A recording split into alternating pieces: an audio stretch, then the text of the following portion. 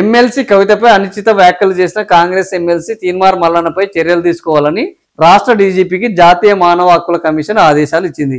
ఇటీవల ఎమ్మెల్సీ మల్లన్న బీసీల అంశంపై మాట్లాడుతున్న ఎమ్మెల్సీ కవితను అనుచిత పదజాలంతో దూషించారు. దీంతో అతని వ్యాఖ్యలు సభ్య సమాజంలో తలదించుకునేవిగా ఉన్నాయంటూ న్యాయవాది కార్పోతుల రేవంత్ జాతీయ మానవ హక్కుల కమిషన్ లో ఫిర్యాదు చేశారు. రేవంత్ ఫిర్యాదుపై విచారణ చేపట్టిన కమిషన్ డీజీపీకి ఆదేశాలు ఇచ్చింది. మహిళా ఎమ్మెల్సీపై అనాలోచితంగా అభ్యంతర వ్యాఖ్యలు చేసిన తీన్మార్ మల్లన్నపై చర్యలు తీసుకోవాలి, 4 వారాల్లో తమకు నివేదికను ఇవ్వాలి అని డీజీపీ రాష్ట్ర ప్రభుత్వాన్ని NHRC national human rights commission. So ఖచ్చితంగా ఈరోజు బీఆర్ఎస్ నేతలందరూ కూడా కేవలం ప్రభుత్వాలను కాదని సుప్రీంకోర్టును అదేవిధంగా న్యాయస్థానాలను మానవ హక్కుల కమిషన్లను ఆశ్రయిస్తున్నారు.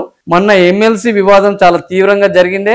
మంచంతో పొత్తు లేదు అని ఎమ్మెల్సీ మల్లన్న మాట్లాడిన మాటలపై జాగృతి నేతలు తీవ్ర ఆగ్రహాన్ని వ్యక్తం చేయడం జరిగింది. సో ఎమ్మెల్సీ ఒక మహిళా ఎమ్మెల్సీపై మల్లన్న మాట్లాడుతున్న విధానం అభ్యంతరకరము అని వాళ్ళు ఆగ్రహం వ్యక్తం చేశారు. అదే స్థానంలో ఎమ్మెల్సీగా ఇది మంచం అనేది తప్పు కాదు అని ఎమ్మెల్సీ మల్లన్న తన వాదనను సమర్థించుకునే ప్రయత్నం చేశారు. ఆమెకు బీసీలకు ఎలాంటి పొత్తు లేదు అని ఆయన చేసిన వ్యాఖ్యలు సంచలనంగా మారిన నేపథ్యంలో ఈ గొడవ అంతా జరిగింది. దీనిపైన ఎమ్మెల్సీ కవిత ఎన్హెచ్ఆర్సీ ఆమె తరపున రేవంత్ వెళ్ళడం జరిగింది. సో ఆయన మీద చర్యలు తీసుకోవాలి అన్నారు. మరి ఎలాంటి చర్యలు తీసుకోబోతున్నారు? అదే మరి ఎమ్మెల్సీ కవిత అనుచరులు కూడా మల్లన్న కార్యాలయం పైన దాడి చేశారని వాళ్ళు కూడా కేసు పెట్టడం జరిగింది. మరి ఆ కేసు ఇంతవరకు వచ్చింది. ఎన్హెచ్ఆర్సీ అతను వెళ్తారా వెళ్ళరా?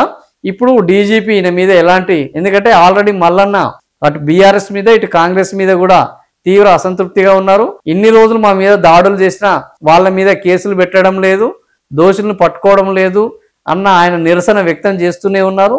ఈ సందర్భంగా మల్లన్న మీద ఎన్హెచ్ఆర్సీలో కేసు రావడము, కేసు పెట్టడము, ఆ కేసులో ఆయన మీద చర్యలు తీసుకోవాలని చెప్పడం నిజంగా ఇప్పుడు ఇట్లా మహిళల పట్ల అనుచితంగా మాట్లాడితే వాళ్ళ మీద చర్యలు తీసుకుంటామని ఎన్హెచ్ఆర్సీ ఈరోజు చెప్పడం మనకు స్పష్టంగా కనబడుతుంది.